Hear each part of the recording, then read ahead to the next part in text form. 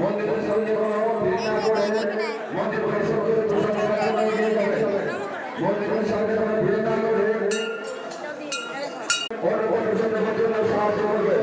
জয়